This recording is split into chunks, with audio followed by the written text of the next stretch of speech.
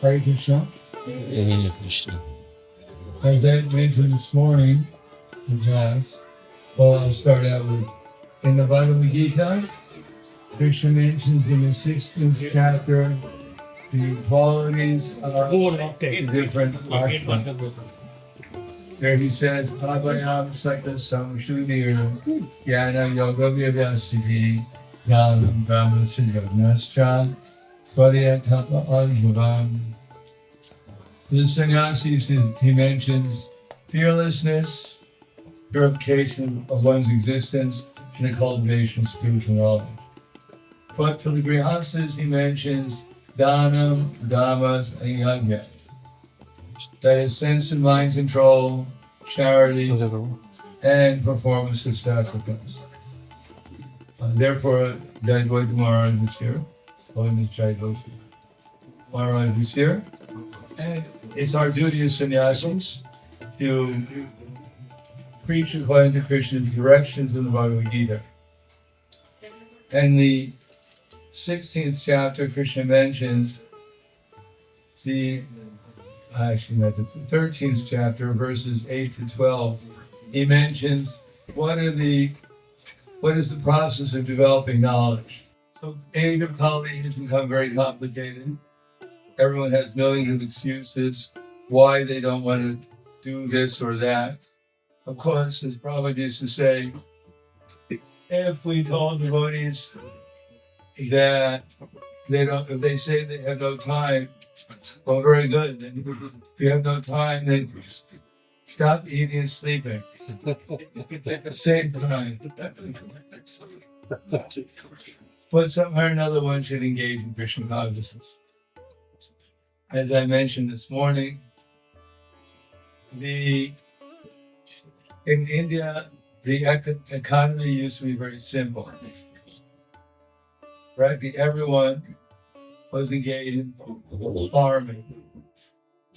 They take a plow and they take the bull and they plow the field, throw a few grains on the field, some seeds, and then they get their subsistence for the year. First time I went to New Vrindavan in 1969, Prabhu was there.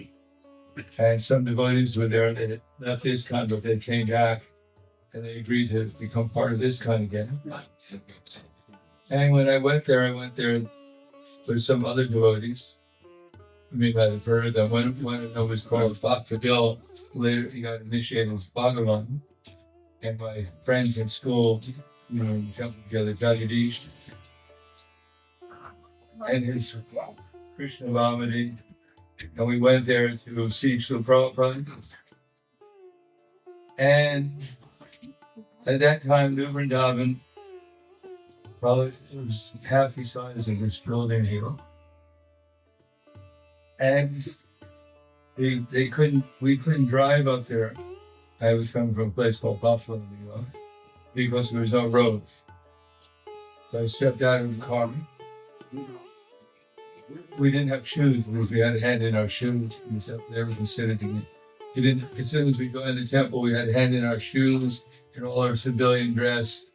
And then we put on literally bed sheets. And I stepped onto it wasn't a road, it was mud. It was right after the rainy season. And I put my foot down, my tongue sunk right into the ground. And I tried to take it out and it broke. So 2 hours later, we finally arrived at his house. It was more or less a shack. And I went up with Bhakta Bill to see Srila Prabhupada. Srila Prabhupada was sitting on his bed. And he smiled at me and said, "So, how do you like our jungle?" And then I went downstairs. Prabhupada was talking to us. And then afterwards I went to see Kirtananda. At that time he was the only sannyasi in the movement. And he was living in a shack because he was much smaller. The two of us could hardly fit in. And he told me, he said, Prabhu has been teaching us that all you need is a little land and a cow, and your whole economic problem is solved. So I was trying to figure out, because I was the treasurer at that time in the temple. So if I bought a cow and we bought a little land, how that would pay our rent. I couldn't figure it out. It took me around 20 years later, I figured it out a little bit. But that was Prabhu's teaching. That was New Vrindavan. Meanwhile, everything has become so complicated. As I mentioned this morning, that there was originally people would have a bowl and they plow the land. They get their grains and they had substance, because Prabhu said that the most important activity is eating. That may warm everyone's heart here. Every day we're doing the most important activity at least once, twice, and 3 times a day. But we can't eat unless there's food. Luckily, the other kind of eating that Guru Maharaj gave up, like, first he gave up, he was only eating leaves that fell from, actually, first month he only ate kapita fruit, which is fruit in Vrindavan. And in that particular candle, Prabhu said it was only the monkeys would eat. Another candle, he said it was actually quite delicious, but he only ate it every 3rd day. It's quite austere for most of us. Now this week, next week, like starting Monday, we have Jayadvaita appearance day. Then we have Nityananda's appearance day. We have Vamana Dada.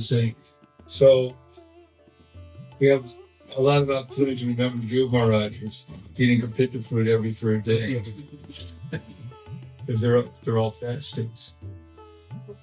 But the second month, he only ate dry leaves that fell from the tree. Unfortunately, we actually go probably be hungry around here if we only ate those leaves that fell from the tree. Some of their edible. And then for the next month, he only drank a little water every 9th day. So water is also food. And then he gave that up.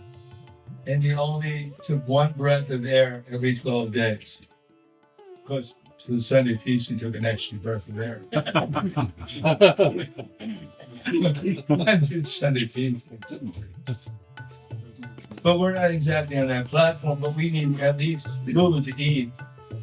We also need air and water. But now they made it so complicated, because they, instead of using the bull to plow and the cow for milk and for fertilizer, now they've eliminated them. They do horrible things to the cow and bull. And instead they substituted the tractor. And the tractor means you need a factory to manufacture the tractor. And then to manufacture the factory, you need a factory. And then you need a factory to bring the raw materials, and to get the raw materials, you need more factories. And everywhere there's factories, and we're making progress. And then you need transportation, and you need factories, you need so much energy. And if you get the donations for energy from other countries, you need an army, so you can go and get donations from other countries. You go there with your army and you take all the resources and you leave them an IOU. We love you. And this is called progress. This is called technology. This is progress in industry and technology. And everyone's mind is so complicated. We're afraid we have to read the newspaper every day to find out if the president of some country got up on the wrong side of the bed, and therefore our economy has been shattered. It's just like that Brahmin, as I mentioned this morning, he only had 1 pair of underwear. He's chanting more than 16 rounds a day, but then one day he was bathing in the Ganges, and he left the underwear on the bank, and a mouse came and took it away. So that was quite embarrassing for him. So he begged another piece of underwear, But at night, he had nightmares of mice coming and taking his underwear away. So after a lot of research, he discovered that the only way of protecting his underwear from mice is to get a cat. So he got a cat, but the cat kept on meowing and he couldn't understand, so he learned cat language. And then he found out the cat needed some milk. So he got a cow. Got a cat. But he couldn't figure out how to milk a cow. So he got a wife. There was one woman living in the nearby village who still knew how to milk cows. So everything was going all right. His underwear was protected for some time. But then the wife wanted some children. So he had to get some children. So for the children, the wife, he needed a house. So he had to get a job. But then he go to the job, he needed a car, so he had to work at night. So now he had 2 jobs. He had a house, he had a wife and 2 children, a car, a cow, and a cat to protect his underwear.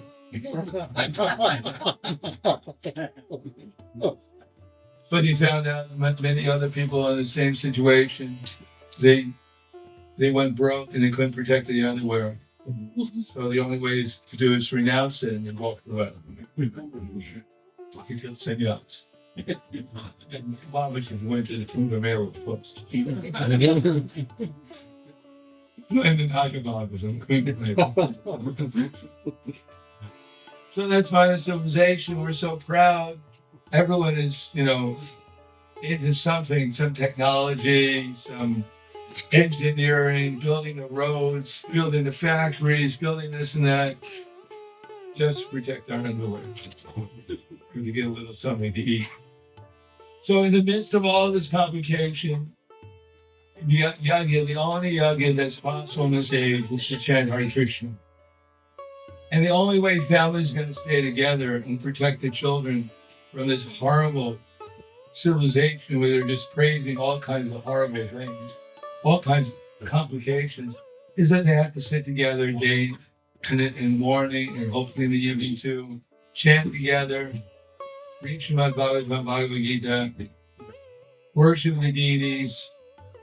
And it says, they say, families that pray together, they stay together.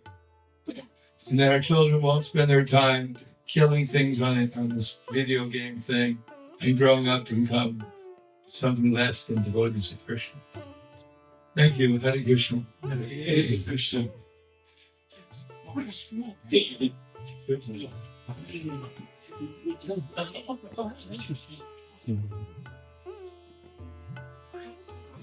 Just put the big old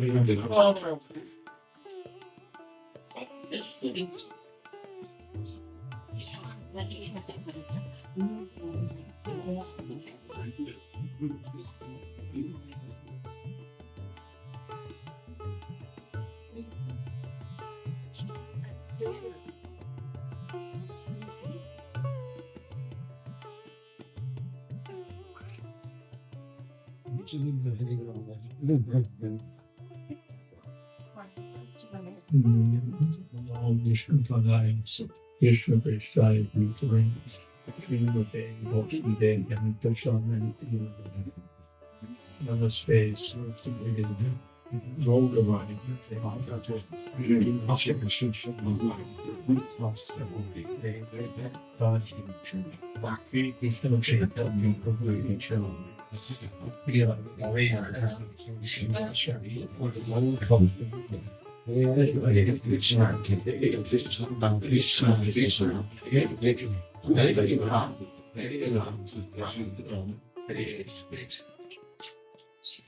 One of my instructions, speak something for some time. We were talking about the Varnashram, Dhanamdamastriya Vyascha, Yastashram.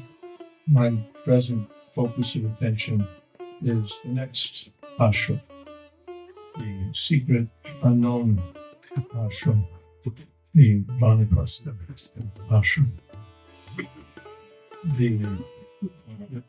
In all of Srila Prabhupada's books, this Vanaprastha ashrams mentioned. And for those who think that it's just sort of an old traditional outmoded relic, the Srila writes in one place back in the 1970s that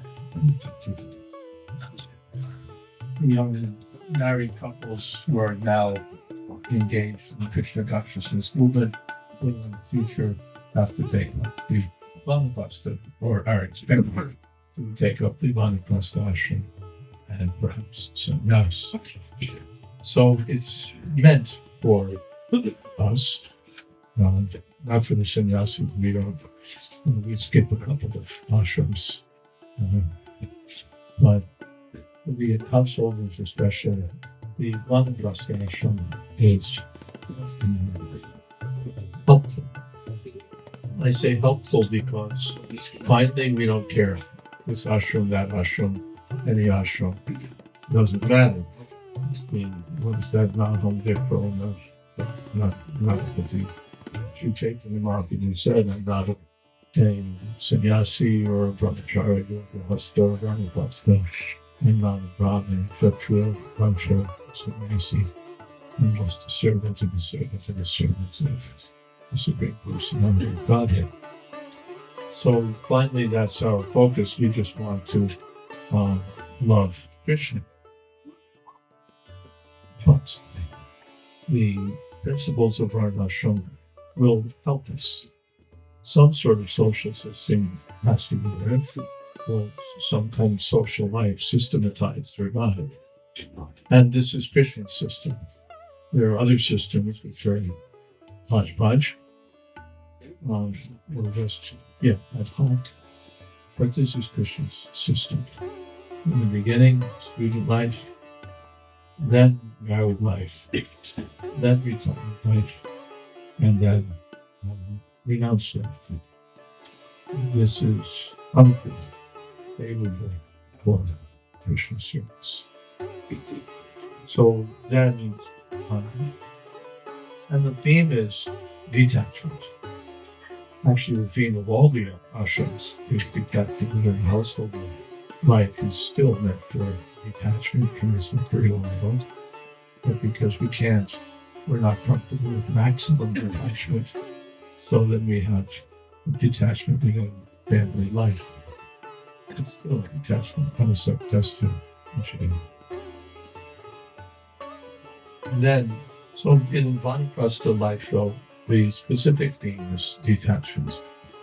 When we marry, then our program is to build up. We build up our career, we build up our bank accounts, we build up our network of contacts, we build up our residential arrangements, we buy a flat or house, vehicles, and then we expand children, and so on. It gets to be quite the developed project. So we build up. And the Vanaprastha project is winding down. Because householder life is not eternal. No one is going to live in family life forever. Except in the spiritual world. It's a different family life. But in this world, no one is going to live in family life forever. And there are two ways to leave family life: voluntarily or kicking and screaming. So the Vedic system is voluntary. Before I'm kicked out by death, let me detach myself from all that I've built. So of course, in the old days, it was radical. By the age of 50, one was expected to leave for the forest. Rajat means encouraged, one must. And there are so many examples of even kings who would leave home explore the forest and live a life of serious. Okay, enough of the forest. I don't think we need. Yeah, I think Shravanam Kirtanam and not taking them.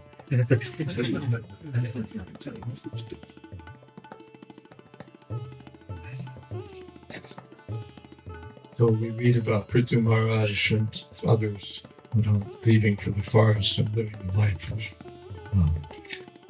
strict austerity, maximum austerity. Well, in Kali Yuga, none of us are going to do that. We're not going to head off to the forest somewhere and live in the trees. So then what is the system? Looking in, while I'm thinking of it, this is the subject of the book that I'm working on. It's called The Vanaprastha Adventure, and it's being serialized. The draft is being serialized on my website, jswami.info. There's about 15 episodes, installments so far, and one coming. So, I'd like to visit that page, subscribe, and be notified of upcoming installments. As explained in the latest installment, from Srila Prabhupada's books, I found 6 systems of Vanaprastha life. Actually, 3 times 2. I'll explain. One system is to go travel, just like Vidura. Vidura left Hastinapura, and he just went traveling to different holy places, here and there, and there and here. Eventually, he met Uddhava and Maitreya, and purified himself of all the contamination that one picks up in political life, and especially in Dhritarashtra's Hastinapura. And he went traveling through all other places. Well, that's one system. Then another system is you can go live in a holy place. Vrindavan is there, Mayapur is there. There are so many actually who lives here. Or there are many other holy places. So one may go live in a holy place. Or one may come and go. Srila Prabhupada himself followed that system. He was at home, but he would go out to Jhansi and preach, and he would come back and go out and preach again, and he would come back. Well, that's the system. One goes out and wanders, preaches, then comes back. How's the family doing? Are there any issues? Is everything all right? Fix up a few loose ends, go out again. Come, go, and then Prabhupada said, and one day he just never comes back. So these are 3 different systems, and each of these systems can be followed with or without one's wife. Husband and wife may travel together. Husband and wife may come and go. Husband and wife may live in a holy place together. So in this way we get 3 times 2, 6 different ways. Prabhupada doesn't explicitly specify these 6, but by looking through Prabhupada's books, these are systems that seem to talk about. So this is favorable to stay involved in working, and death may come and permanently lay us off. That's not good. In one place in the first canto, Prabhupada actually says that to stay in this kind of life till the end is the grossest form of degradation. But one is not expected to stay and work, nor stay and just sit at home. There's one place where Prabhupada says that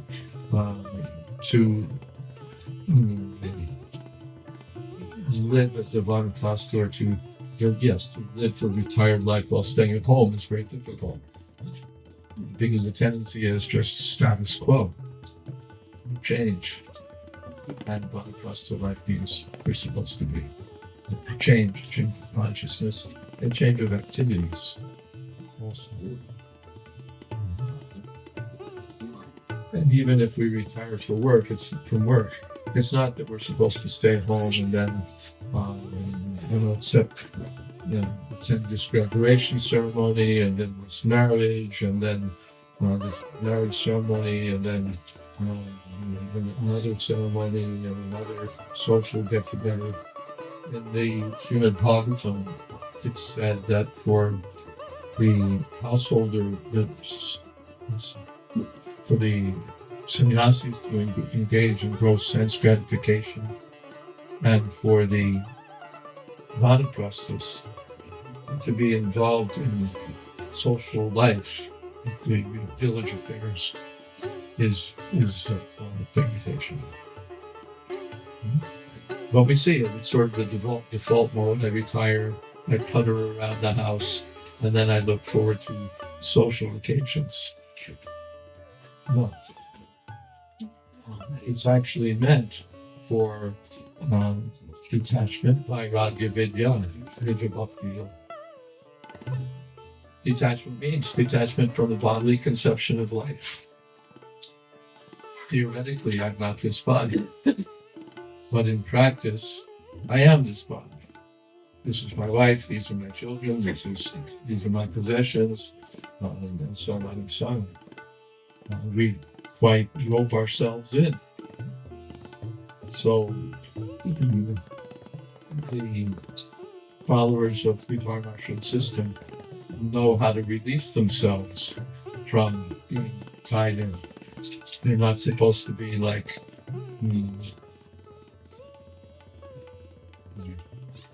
Abhimanyu, who knew how to get into the Chakravarti, but didn't know how to get out.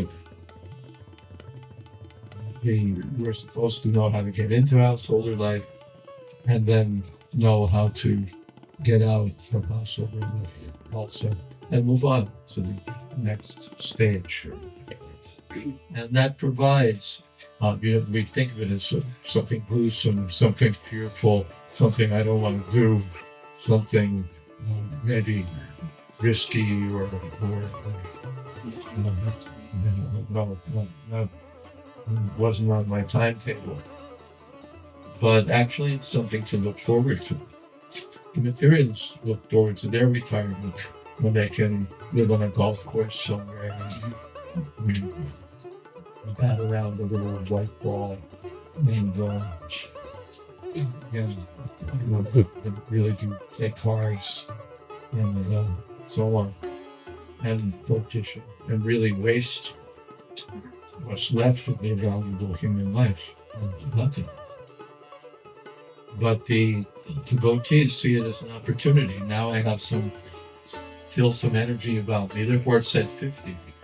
Because when I become 80, I can sit here and have someone feed me my applesauce. And that's my life. But when I'm 50, still I have a good shot at doing something.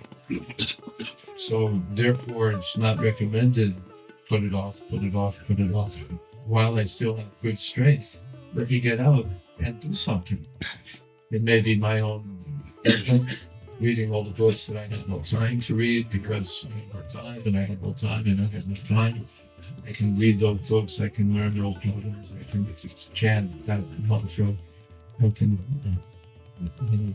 associate with the devotees and worship the deity and all of those things. And still better, I can also preach. I can go out and spread Krishna consciousness movement. The spiritual master gave me something, and I've benefited so much from having received it. And now I can go out and repay the debt, as it were, by distributing Krishna consciousness and get new life. Puttering around the house doesn't really energize the soul. It doesn't create spiritual enthusiasm and enlightenment. But going out and spreading Krishna consciousness enlivens the devotee. Feels happy to be able to distribute Krishna consciousness. And then his own Krishna consciousness increases. So it's an opportunity in that way. An opportunity for cultivation and an opportunity for distribution of the possible.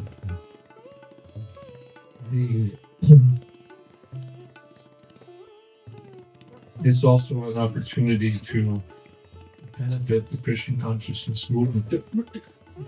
Well, two ways. One is if you're an officer, an official, a leader, an important person in the Hare Krishna movement, it gives you the chance to get out and do something else and let the younger guys take over. It's not, of course, this is a little bit separate, but we're also, even where we're sannyasis or whatever, we're not really meant to occupy the most important posts. They kick us out. That's for our politician friends. Let them stay in office until they totter and crash. But the devotees have the opportunity to hand it on to the next generation, to become consultants and guides and counselors, and let the younger men take over and not block up the positions of responsibility, so that I can't really do it anymore because I'm too old, but I won't let them do it. There's an expression in Spanish from Venezuela, ni lava ni presta la botella. They won't do the wash, and they won't lend you the washboard. So you don't want to be like that, holding on and blocking others. So that's the first thing. By retiring, even if you have a business or what have you, you give the next batch a chance to take it over, make their mistakes, run with it, make it better than you did, whatever it's going to be, because we're not going to be in charge of the business forever. I have a friend, Shubhavi Prabhu from Canada. I used to visit him, and he had in the early days of computerization, he had a computer business very well, and prosperous. And then at some point I was visiting, and he said, I'm handing it over now to my children. So I'm still going in, but they're really doing it. Then the next time I visited, it was like, I'm only going in 2 or 3 days. And finally it came to me, I don't go in. They're doing pretty cool. I'm involved in some very successful financial business. And he's basically stepped back. He's holding on to the portfolios. It really, it seems, can't get over. And he's more, and the father's more involved in the Christian conscious activities here in the Panther movement. So it's an opportunity that way to hand things over and get free from those entanglements and move the agenda along. The cost of life is need not be drastic. Of course, Kapti Maharaj was drastic. One day he was the king, the next day he was in the forest wearing a tree bark. But in the present age, it need not be so drastic. It's not that I've taken the vow I'll never see my life again, or that suddenly we're, there we are in tree bark. But one sheds. I don't need this, I don't need this, I don't need this, I don't need this, I don't need this. I found out that there's actually I was joking with a disciple that they should become, investment counselors. Just as you have investment counselors, said you should start a business, cater only to the richest people, and you can help them get rid of their stuff and make sure you charge them enough. And then I found out that actually it's a thriving business. There are people doing that. And the point is that when we help you get rid of your stuff, you feel so much better. The burden is lifted. You don't have to think about all that clogging stuff that was occupying your mind and your house. So anyway, without the need of counselors, we can divest ourselves. I don't need this. I don't need this. This thing that we got in Singapore when we visited 14 years ago, we don't really need that anymore. And so much stuff will just accumulate. Sell it, give it away, bequeath it, do something with it. Less. Just work as a difference. Simplify. And then you can closer to freedom. Closer to freedom. In the book that I'm doing, there's a checklist, the Vanaprastha checklist. It's a simple approach to Vanaprastha life. Just look down the list and start ticking the boxes. I could do this, I could do this, I could do this, I could do this.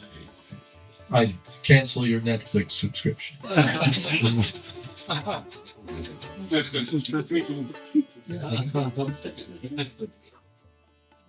So many things that we think we need that we don't really need. We can live without them. And then our life improves. And we reclaim our time for hearing and chanting and cultivating Krishna consciousness. Things that we can do without and things that we can do. It comes in three categories. Up the Sangha, spend more time with devotees. Up the Sadhana, chant more, chant better, more deity worship, more. I have one Vanaprastha couple in London. The wife is serving the deities at Bhaktivedanta Manor and the deities at Soho Street in London. She's fully engaged in serving the deities. So the son is grown up, he's recently married, he's got a career as a dentist, he's the only child. So they don't have that stuff to deal with anymore. So she's busily engaged in the service of the deity. He's spending a couple of days a week in London, a few days a week in Leicester, a little north, preaching and writing. And that's the other thing.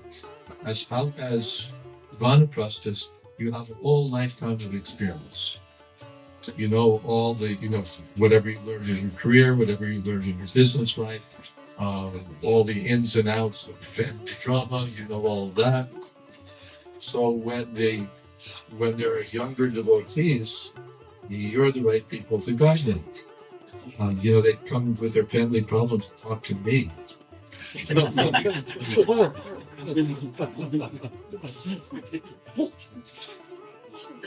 What am I going to tell them? He said, take some yachts.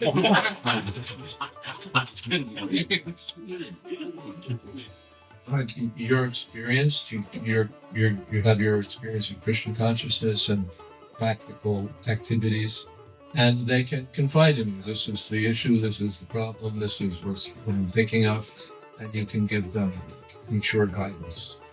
Or they go to their temple president, the guy's like 25, he's going to guide them in their your experience, you can do that.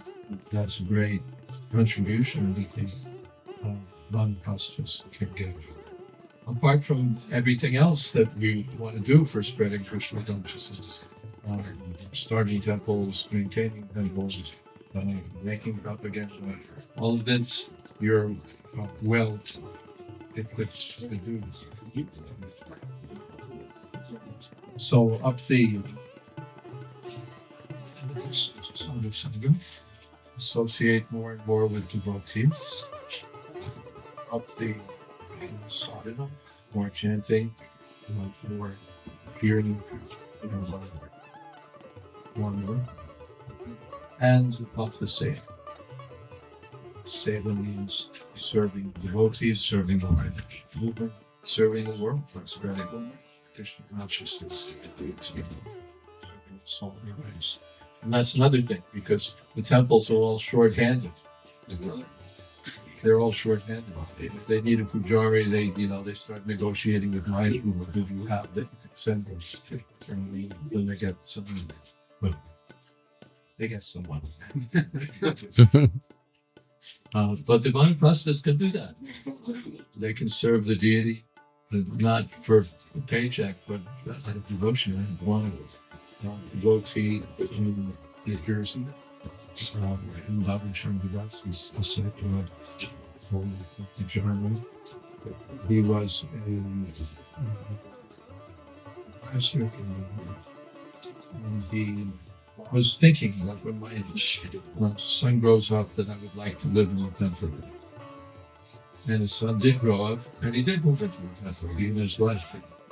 And he's the treasurer, she's the chief pujari. That's been what they've been doing for many years. And it's all seva. They're very devoted. And it's so wonderful. It's interesting. I'll just retire into my little cave and come out only when I get the wedding invitation. But I can do some nice service. My scripture is too. So these are some of the themes. Vanaprastha, the end of Vanaprastha life. Vanaprastha life is two ways. Either sannyas or death.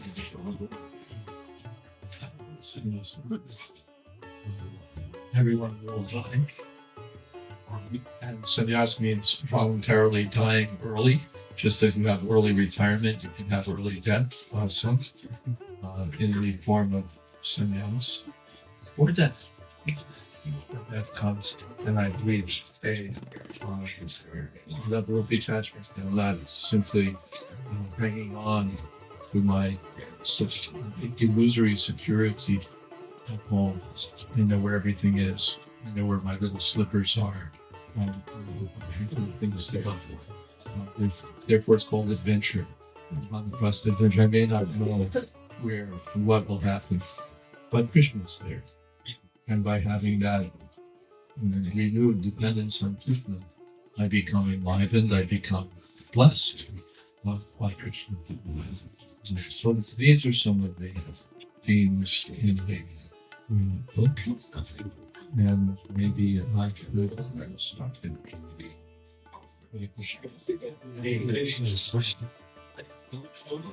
Now, do the two of us answer questions, or what do we do here? You're just doing the tea, but me. Who's running the show here? Thank you so much, Maharaj. Thank you. Thank you. Myself, including all our disciples of Prahladananda Swami Maharaj, we lost Maharaj last year.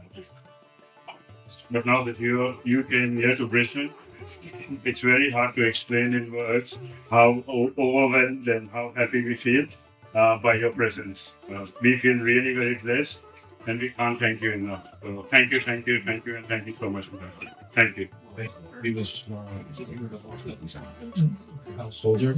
His wife was there along with him in the bottom. Very good servant, very serious devotee.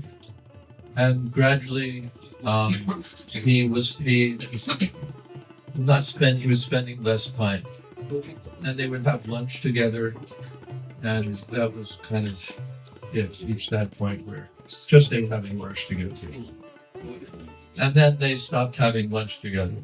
And then he'd spend a little time with her every day. How things are going and so on. Yeah.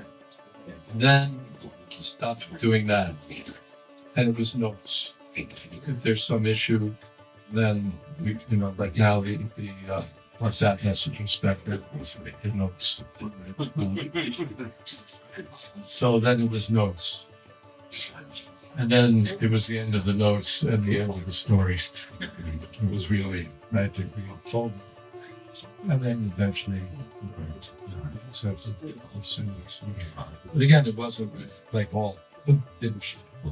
But step to step to step, detached, a little more detached, a little more detached, a little more distance.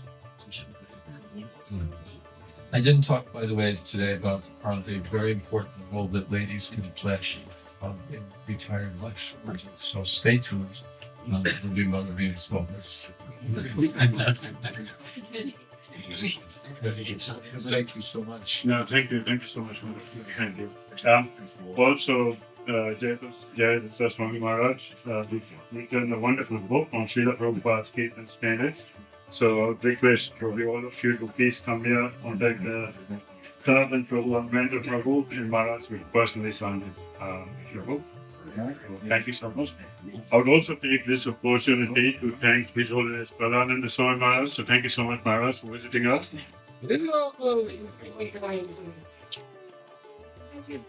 We are extremely lucky to have two Srila Prabhupada disciples, and we've listened from both of you. So thank you so much.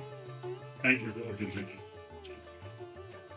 So next on the card, we'll have a short kirtan from request His Grace Janaka Prabhu to please conduct short kirtan for 15 minutes. So humble request to all of you, please participate with your mind, body and soul. And after that, spontaneous prasadam. Thank you all for coming and thank you for your precious time. Thank you.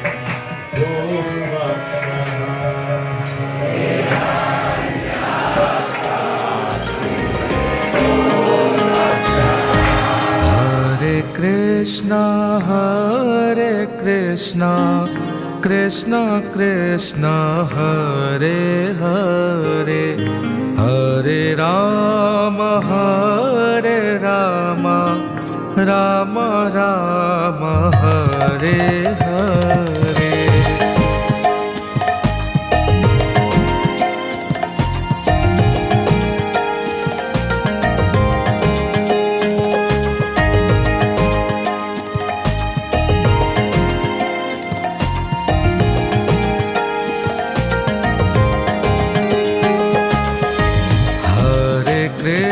Hare Krishna, Krishna Krishna, Hare Hare, Hare Rama, Hare Rama, Rama Rama, Hare Hare. Hare Krishna, Krishna Krishna.